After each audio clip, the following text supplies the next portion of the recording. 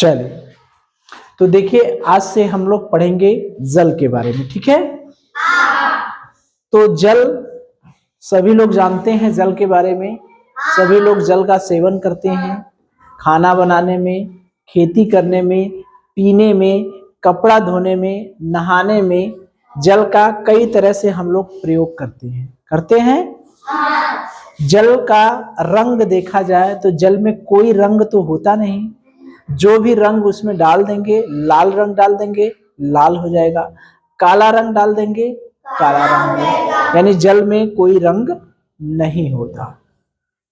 और जल पारदर्शी होता है। पारदर्शी मतलब इस पार से उस पार तक देख सकते हैं, ठीक है। जल में कोई गंध नहीं होती, कोई महक नहीं होती। ऐसा नहीं है कि जल जो है खुशबू देता है, गुलाब की तरह खुशबू है, चमेली की तरह खुशबू है, परफ्यूम की तरह खुशबू है, उसमें कोई गंध नहीं होता, ठीक है। वो सब भौतिक और रासायनिक गुण जब हम लोग पढ़ेंगे, भौतिक गुण, तो वो सब देखेंगे, ठीक है। तो जल को साधारण भाषा में हम लोग क्या कहते हैं? जल को कोई पानी कहते हैं, कहीं नीर कहते हैं, कहीं जल कहते हैं। तो साधारण रूप में जल को अलग अलग नामों से जाना जाता है, पानी, जल और नीर, ठीक है। तो चलिए हम देखें कि हमारे पृथ्वी पर जो पानी है वो कितना पाया जाता है। पृथ्वी पर पानी कितना, जैसे ऊपर जाएंगे, ठीक है, अंतरिक्ष में जाएंगे तो देखेंगे कि पृथ्वी हमारी नीले रंग की दिखाई देती है ना, हरे रंग की दिखाई देती है। हाँ, नीले और हरे रंग की दिखाई देती है ना। तो वो जो नीला रंग दिखाई देता है पृथ्वी का, वो किसके कारण होता है? पानी के कारण। क्योंकि पृथ्वी के 71% भाग में पानी है। कितने प्रतिशत? 71% भाग में पानी है। और 29% भाग जो है वो क्या है? स्थल है, यानी भूमि है। अब सोचिए 71% पानी है तो ऐसा लग रहा है कि पानी तो बहुत है, लेकिन इस 71% का 97% भाग समुद्र में है, और वो भी खारा है। खारा मतलब नमकीन पानी है। जो 71% पानी है उसमें ज्यादातर भाग कैसा है? खारा है, नमकीन है। कहाँ है? समुद्र में है, ठीक है। बड़े बड़े सागर और महासागर है ना, हिंद महासागर, प्रशांत महासागर, अटलांटिक महासागर, आर्कटिक महासागर है ना सब। तो इन सब महासागरों में जो पानी जमा है वो कितना है? 97%। किसका? 71% का, ठीक है। तो 97% पानी जब जमा है तो लगभग में 2.5% के आसपास पानी जो है वो पीने लायक है।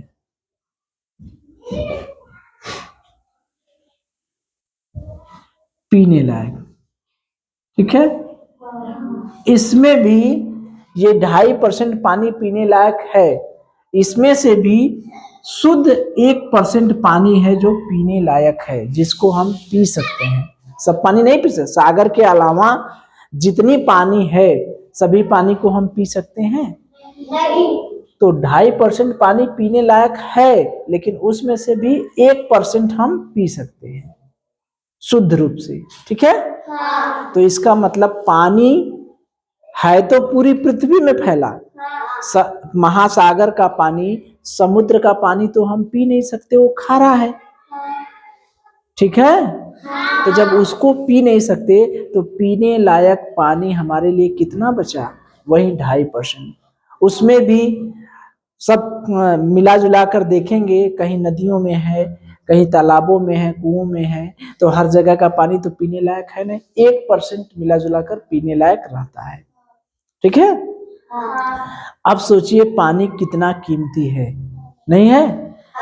इसकी भी मात्रा धीरे धीरे घट रही है, इसकी भी मात्रा धीरे धीरे घट रही है। तो पीने लायक पानी बचेगा ही नहीं तो हम जीवित कैसे रहेंगे?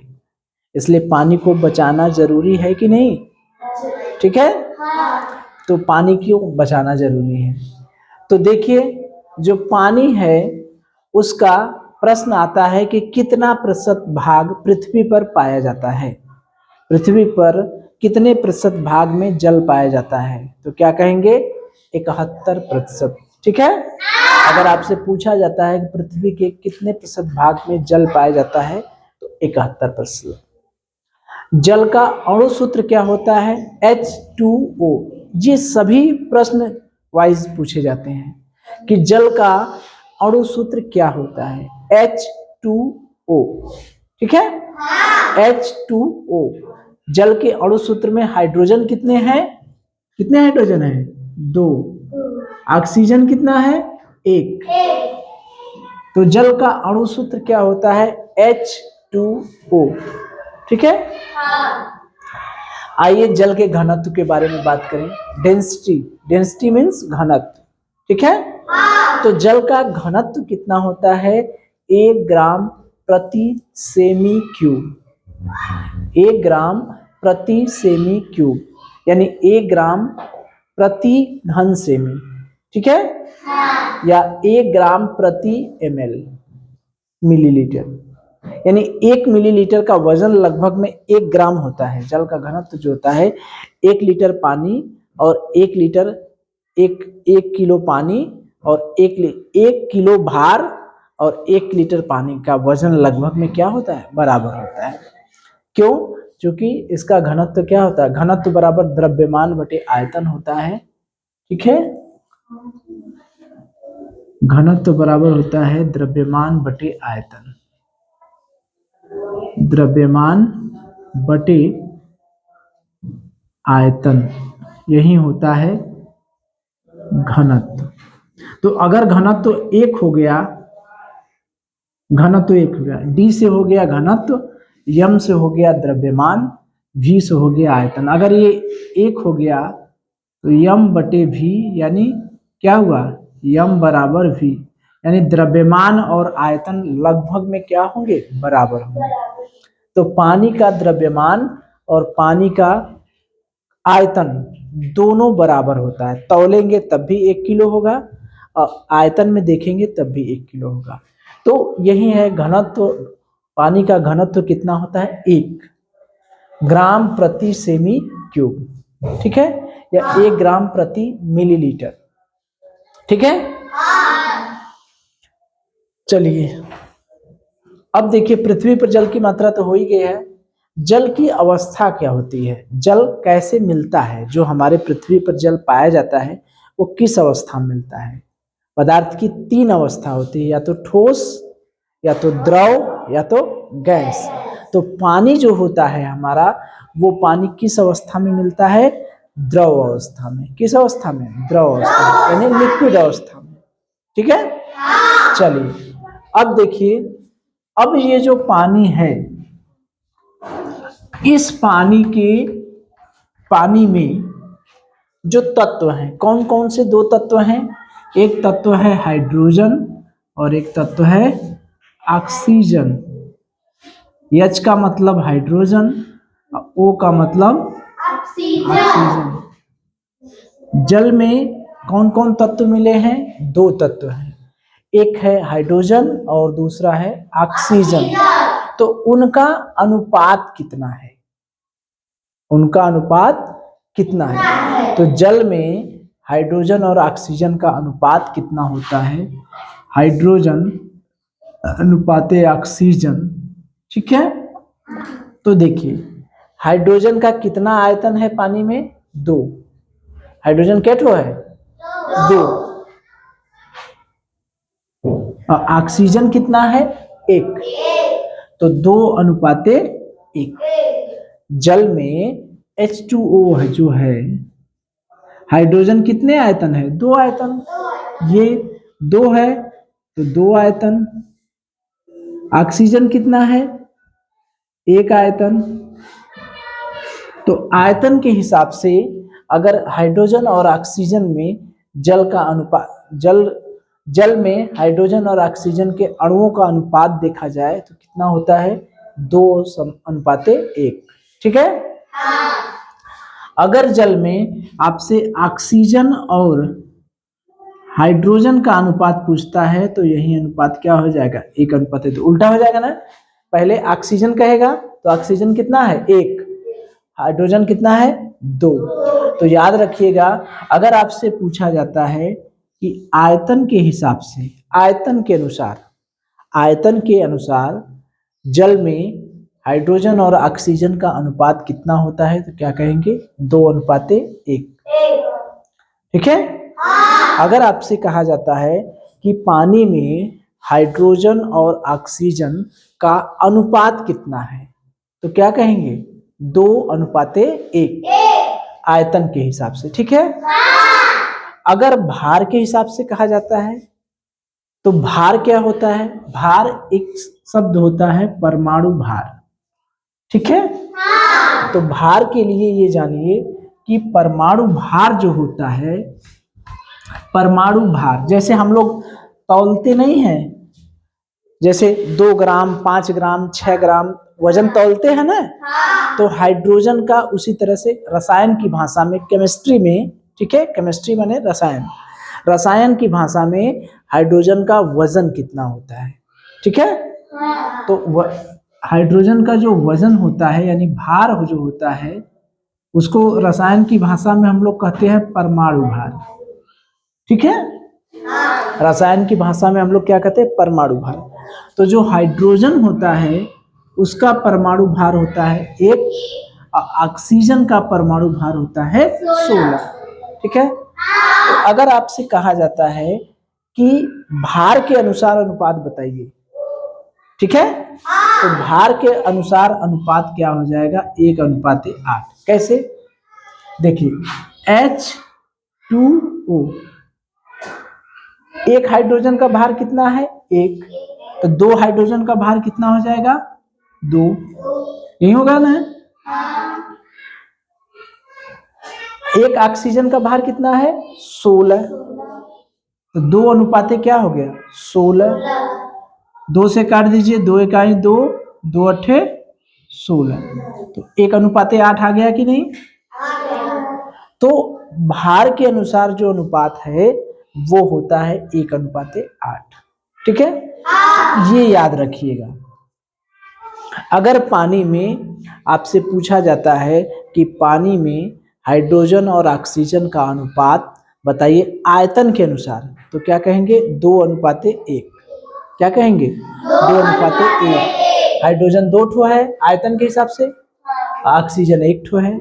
लेकिन भार के अनुसार पूछेगा तब, तो हाइड्रोजन का भार होता है 1, हाइड्रोजन का परमाणु भार होता है 16, तो 2 हाइड्रोजन का कितना हो गया 2, 1 ऑक्सीजन का 16, तो 2:16 ही भार वाला है। ठीक है।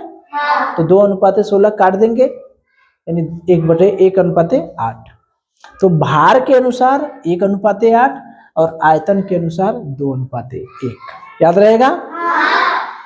चलिए ठीक है।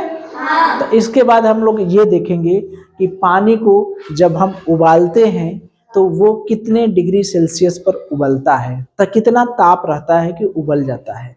ठीक है। कितने ताप पर जम जाता है, कितने ताप पर भाप बन जाता है। ठीक है। ये चीजें समझ में आ गई। एक बार फिर से रिवाइज कर ले। अगर आपसे पूछा जाता है पानी का अणु सूत्र क्या होता है, तो क्या कहेंगे H2O। घनत्व क्या 1 ग्राम प्रति सेमी क्यूब। पृथ्वी पर पानी कितना पाया जाता है 71%। उसमें से पीने लायक कितना है 2.5%, और फिर सबको छोड़ दीजिए तो लगभग में 1% के आसपास बचता है। ठीक है। जल की अवस्था कैसी होती है, द्रव। जल में तत्वों का अनुपात कितना है आयतन के अनुसार 2:1। जल में तत्वों का अनुपात भार के अनुसार कितना है 1:8। ठीक है। चलिए तो देखिए, अभी हमने देखा है कि जो जल का घनत्व है वो है 1 ग्राम प्रति सेमी क्यूब, यही है। तो ये जो जल का घनत्व है हम देखें कि ये जो घनत्व है वो सबसे मैक्सिमम कब होता है, यानी सबसे अधिकतम कब होता है। जो पानी है, पानी का घनत्व सबसे अधिकतम कब होगा, किस ताप पर। ये भी कई बार पूछा जाता है कि पानी का घनत्व जो है वो सबसे अधिकतम किस ताप पर होता है, तो क्या कहेंगे 4 डिग्री सेल्सियस ताप पर।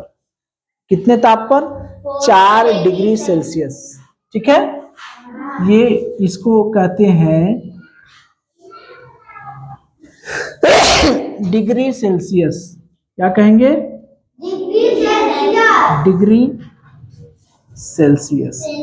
जो हमारा पानी है वो पानी का घनत्व अधिकतम किस ताप पर होगा, बताइए, 4 डिग्री सेल्सियस पर। ठीक है, चलिए, जो पानी का क्वथनांक, क्वथनांक मतलब बॉइलिंग पॉइंट, कितने पर बॉयल होता है, कहते हैं ना कि पानी बॉयल हो गल, बोलते हैं ना बहुत लोग, पानी बॉयल हो गल, कहते हैं ना। तो पानी जो है बॉयल जब होता है, यानी क्वथनांक, यानी जब उबलने लगता है, जब पानी खौलने लगता है, जिसे कहते हैं उबलना, तो कितने ताप पर पानी खौलने लगता है, तो कहेंगे 100 डिग्री सेल्सियस पर। ठीक है, 100 डिग्री सेल्सियस पर। एक चीज और जानते रहिए कि अगर हमको डिग्री सेल्सियस को, ताप का 2 पैमाना होता है, डिग्री सेल्सियस हम लोग पढ़े हैं, जब मापन पढ़ रहे थे तो ताप के 2 पैमाने थे, एक डिग्री सेल्सियस और एक केल्विन। ठीक है, डिग्री सेल्सियस को ऐसे 0 लिख के सी लिख देते हैं और केल्विन को कैपिटल के लिख देते हैं। ठीक है, तो ताप के 2 पैमाने हैं, डिग्री सेल्सियस, केल्विन। फ़ारेनहाइट भी होता है ताप का पैमाना, जो हम लोग थर्मामीटर से नापते हैं, वो भी ताप का पैमाना है। ठीक है, तो अगर डिग्री सेल्सियस को केल्विन में बदलना है, यानी डिग्री सेल्सियस को केल्विन में हम बदलना चाह रहे हैं, तो उसमें क्या करेंगे, 273 जोड़ देंगे। क्या करेंगे, 273 जोड़ देंगे। ठीक है, अगर कहीं केल्विन लिखा है, केल्विन को डिग्री सेल्सियस में बदलना है, तो उसमें से 273 घटा देंगे। बात समझ में आ रही है। कहीं भी डिग्री सेल्सियस को केल्विन में बदलना है तो उसमें 273 जोड़ देंगे, याद रखिएगा हमेशा। ठीक है, अगर केल्विन को डिग्री सेल्सियस में बदलना है तो घटा देंगे। तो ये जो 100 डिग्री सेल्सियस है, अगर हम केल्विन में देखें तो डिग्री सेल्सियस है, इसको केल्विन में बदलना है तो हम 100 में कितना जोड़ देंगे, 273, तो कितना आएगा, 373। कितना आएगा, 373 केल्विन। ठीक है, यानी आपसे अगर पूछा जाता है कि पानी कितने केल्विन ताप पर उबलता है, कितने ताप पर उबलता है, तो डिग्री सेल्सियस में बोलेंगे तो कहेंगे 100 डिग्री सेल्सियस। अगर उसको केल्विन में बोलेंगे तो 373 केल्विन। ठीक है, 373 केल्विन। अगर मान लीजिए आपसे पूछा जाता है, ऑब्जेक्टिव में डिग्री सेल्सियस नहीं दिया है कि पानी कितने ताप पर उबलता है, 100 डिग्री सेल्सियस कहीं दिया ही नहीं है, 373 केल्विन दिया है, तो कहेंगे कि 100 डिग्री सेल्सियस है या नहीं है, तो वहां पर डिग्री सेल्सियस को किस में बदल दिए, केल्विन में। क्या किए, डिग्री सेल्सियस को केल्विन में बदलने के लिए कितना जोड़े, 273, तो 273 जोड़ दिए, कितना हो गया, 373। यानी पानी हमारा 373 केल्विन ताप पर उबलता है, 100 डिग्री सेल्सियस ताप पर उबलता है।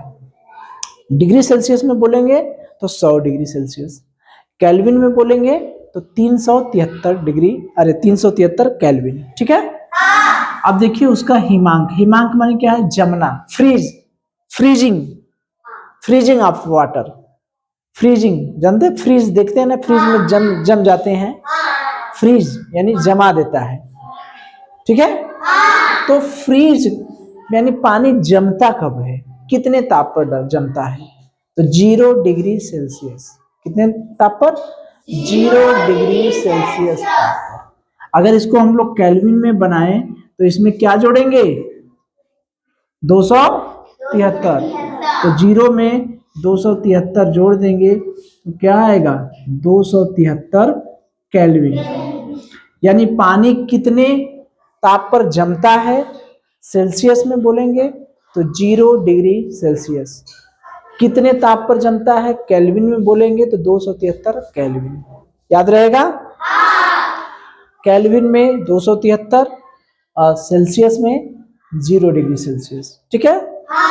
अब बताइए, आप लोग देखे होंगे, प्रैक्टिकल भी किए होंगे, अगर बर्फ ले लिया जाए, आपको बर्फ दे दिया जाए और पानी दे दिया जाए, ठीक है? आपके पास बर्फ भी होगा, देखे भी होंगे, पानी भी होगा, तो कौन तैरेगा? बर्फ तैरता है कि पानी तैरता है? सभी लोग जानते हैं बर्फ तैरता है। क्यों तैरता है? क्यों तैरता है?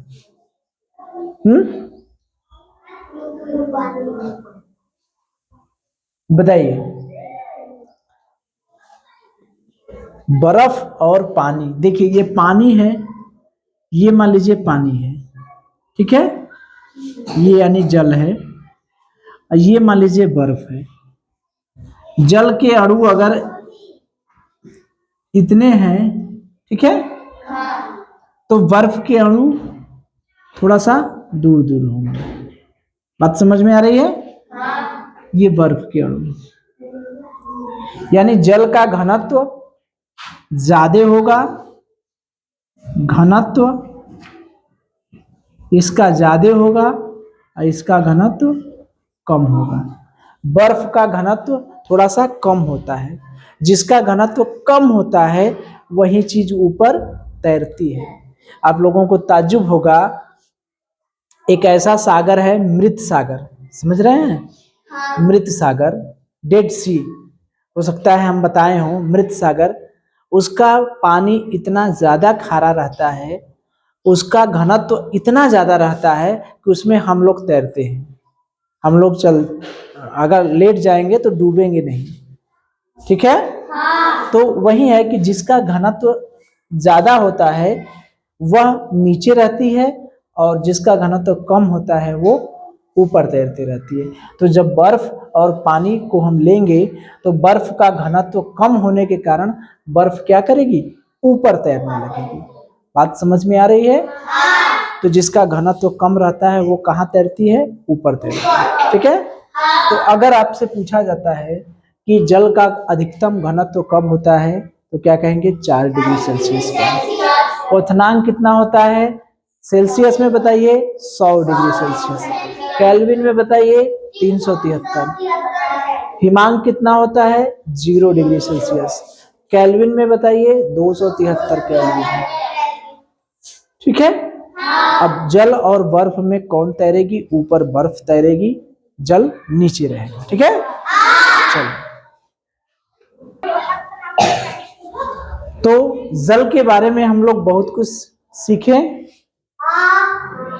तो जल जो है तीनों अवस्थाओं में रह सकता है। अब पदार्थ की कितनी अवस्थाएं होती हैं? 3 अवस्था, ठोस, द्रव, गैस।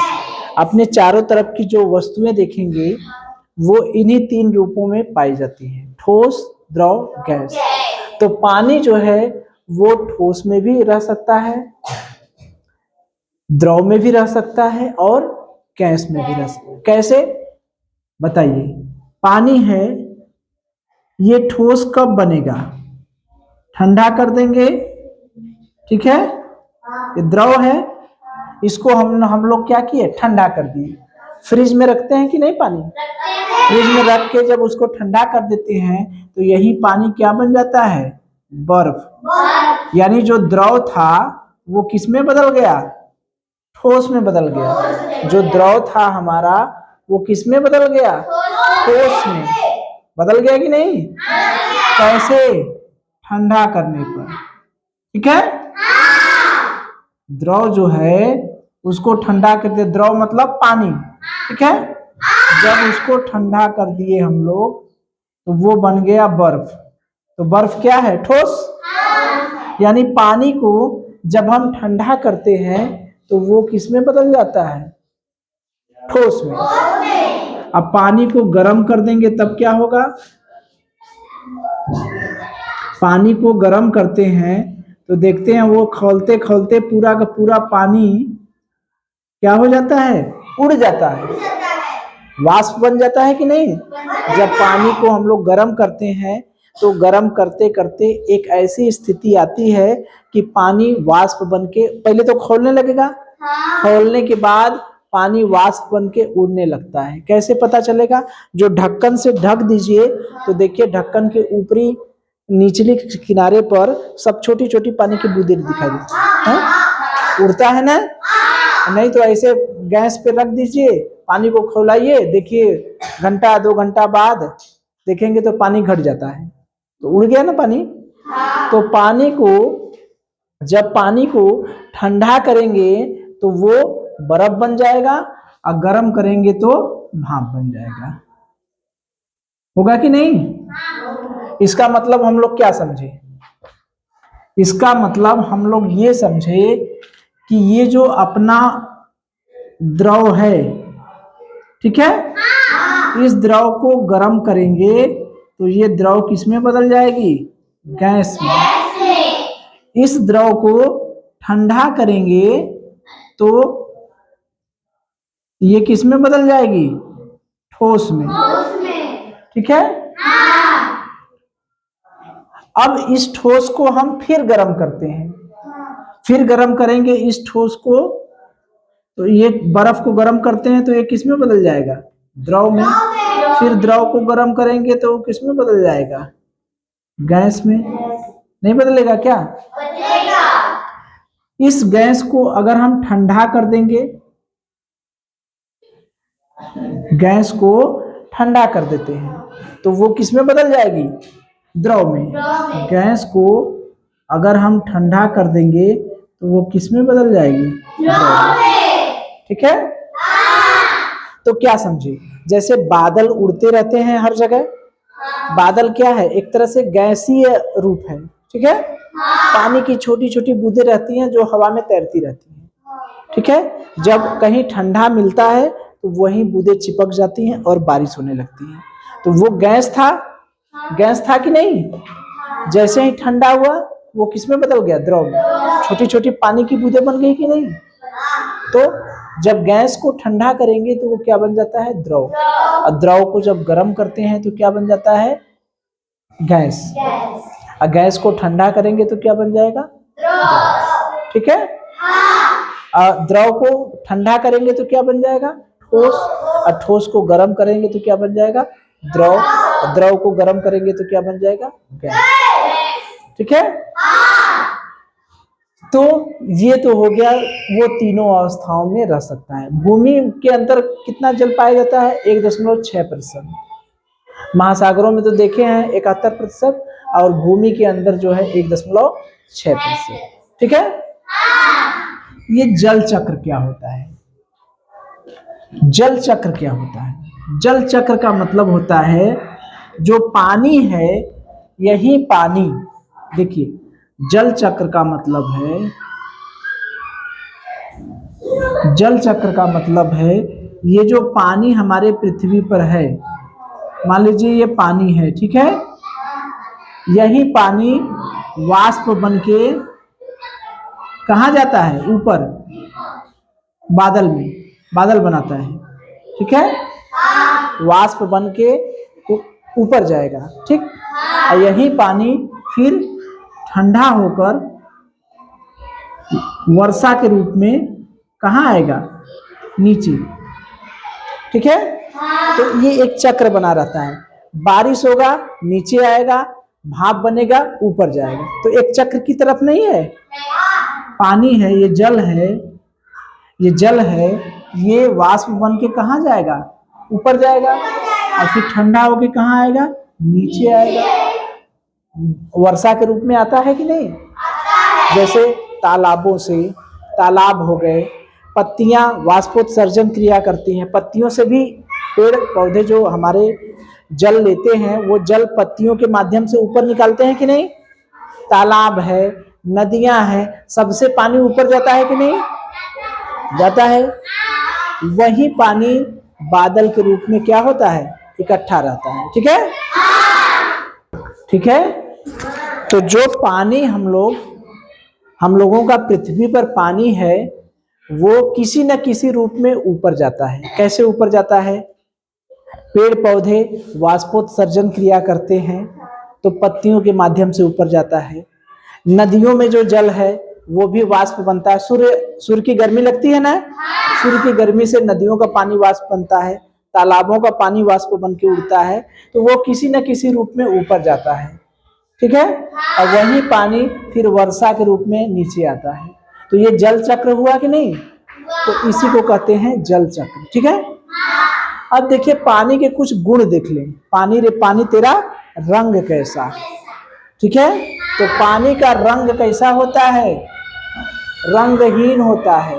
पानी का रंग कैसा होता है, रंगहीन, यानी पानी में कोई रंग नहीं होता। ठीक है, अगर आपसे पूछा जाता है पानी का रंग कैसा होता है तो कहेंगे रंगहीन।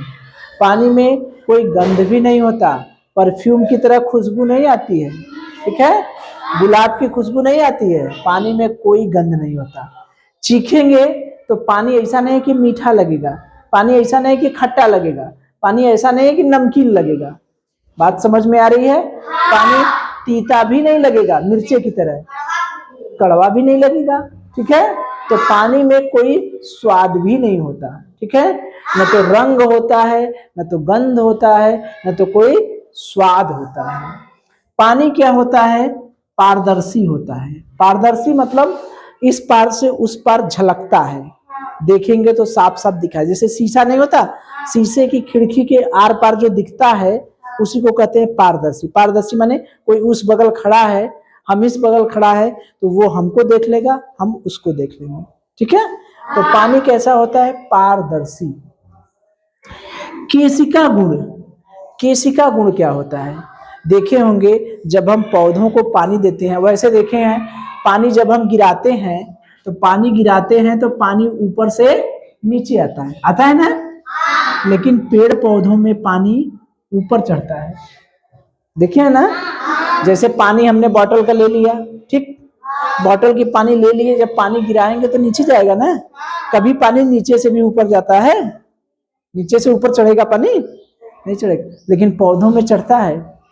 देखें कि नहीं, पौधों का ऊपर का किनारा काट दीजिए, तना है, तना का इतना भाग, ये जड़ है, मान लीजिए ये क्या है, जड़ है, ये तना है, इसका ऊपर का भाग काट देंगे तो ये आंस गिराएगा, रोने लगेगा, ऊपर से पानी गिरेगा, कहते हैं ना, तो कहते हैं कि पौधा रो रहा है। ठीक है, तो रोता नहीं है, वो नीचे से पानी ऊपर जाता है, वहीं पानी बूंद बूंद बन के गिरता है। तो ये क्रिया कैसे होती है, ये किसी क्रिया को कहते हैं केशिका गुण, केशिका गुण, केशिका क्रिया। इसमें जो जब पौधे देखेंगे तो पौधों में छोटी छोटी केश नली होती है। क्या होती है, केश नली।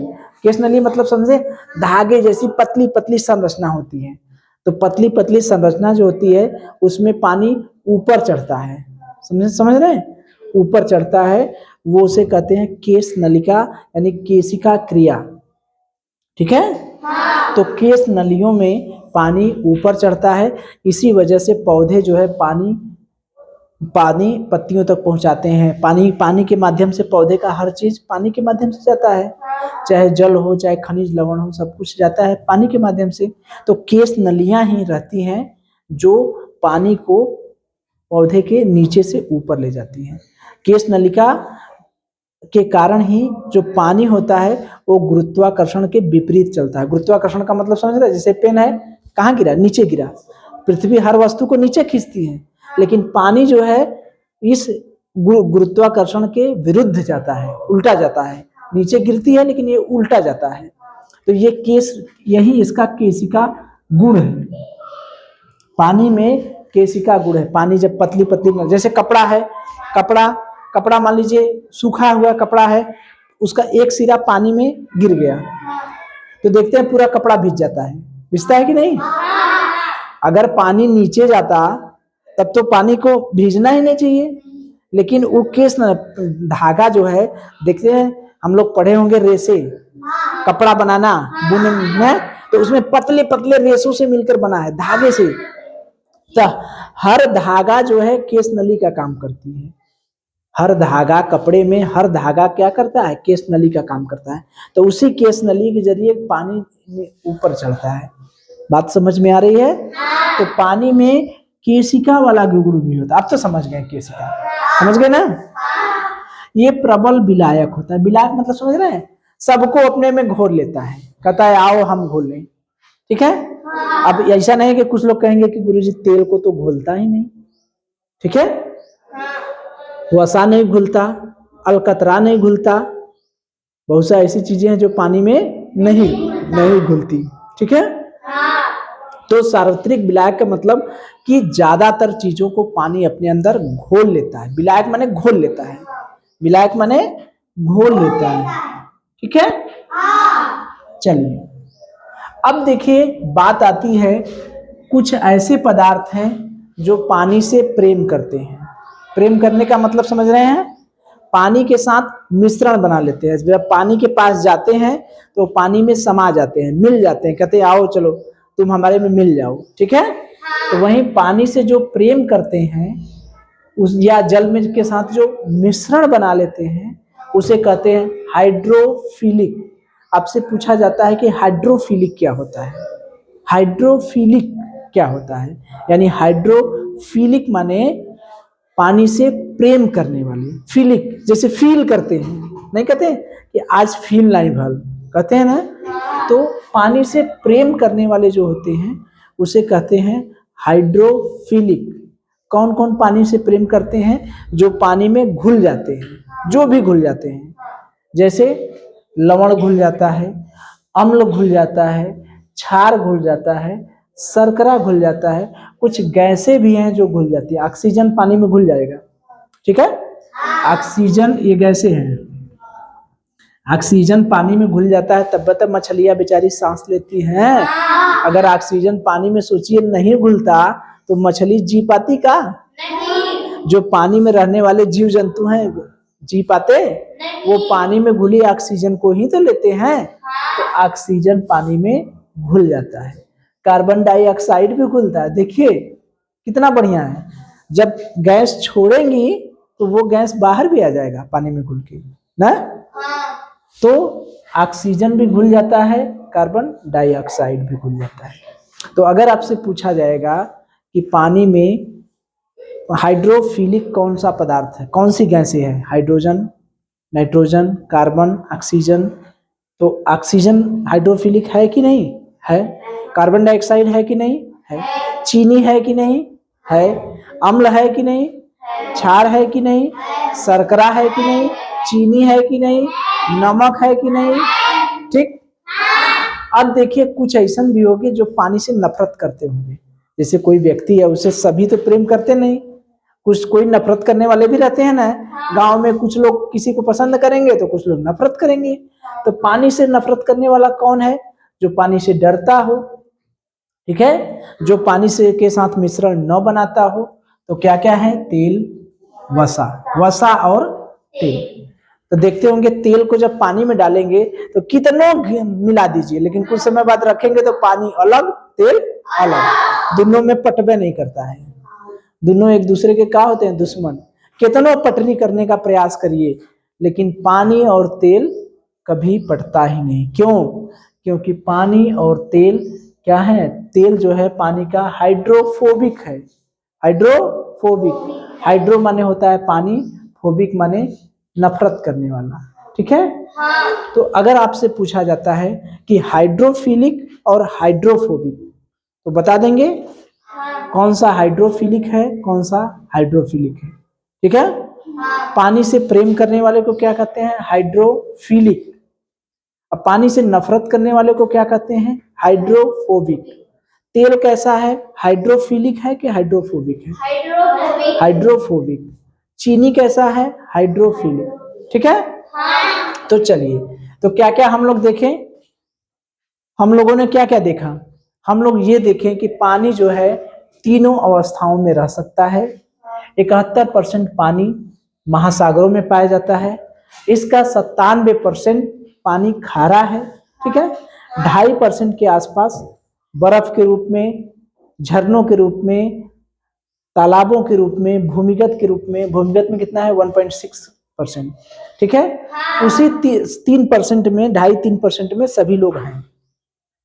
जल चक्र के बारे में हमने बता दिया कि पानी जो है ऊपर वाष्प बन के जाता है और वही वाष्प वर्षा के रूप में नीचे आता है। इसी को कहते हैं जल चक्र। चाहे वो तालाब से जाए, पेड़ पौधे से जाए, नदियों से जाए, समुद्र से जाए, कहीं से जाए, ऊपर से नीचे, नीचे से ऊपर, ऊपर से नीचे, ये जो चक्र है इसी को कहते हैं जल चक्र।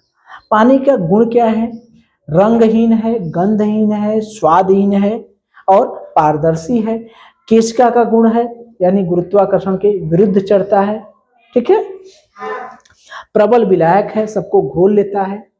उसके साथ साथ हाइड्रोफिलिक और हाइड्रोफोबिक के बारे में सीखें। हाइड्रोफिलिक क्या है? जो पानी के साथ मिश्रण बना लेता है उसे हाइड्रोफिलिक कहते हैं, और जो पानी के साथ मिश्रण नहीं बनाता है उसे हाइड्रोफोबिक कहते हैं। जैसे तेल और वसा पानी के साथ मिश्रण नहीं बनाता है, इसलिए उसे हाइड्रोफिलिक कहते हैं, और सॉरी हाइड्रोफोबिक कहते हैं। अब पानी के साथ जो मिश्रण बनाता है, अम्ल, क्षार, लवण, ठीक है, कुछ गैसें भी हैं, ऑक्सीजन और कार्बन डाइऑक्साइड, ये सभी पानी के साथ मिश्रण बनाते हैं, यानी पानी में घुल जाती है। तो इसको हम लोग क्या कहते हैं? हाइड्रोफिलिक, ठीक है। तो पानी, जल अपने आप में एक बहुत बड़ा टॉपिक है, ठीक है। तो इसको कई पार्ट में हम लोग पढ़ेंगे, क्योंकि जल के बारे में पढ़ेंगे, ठीक है। उसके बाद जल से क्या क्या प्रदूषण हुआ, जल से क्या बीमारियां हुई, ठीक है। हमारे शरीर में दांतों में कितना जल है, हमारे हड्डियों में कितना पानी है, ठीक है। कहाँ कहाँ कितना पानी है हमारे शरीर में, वो सब भी पढ़ेंगे, ठीक है। चलिए।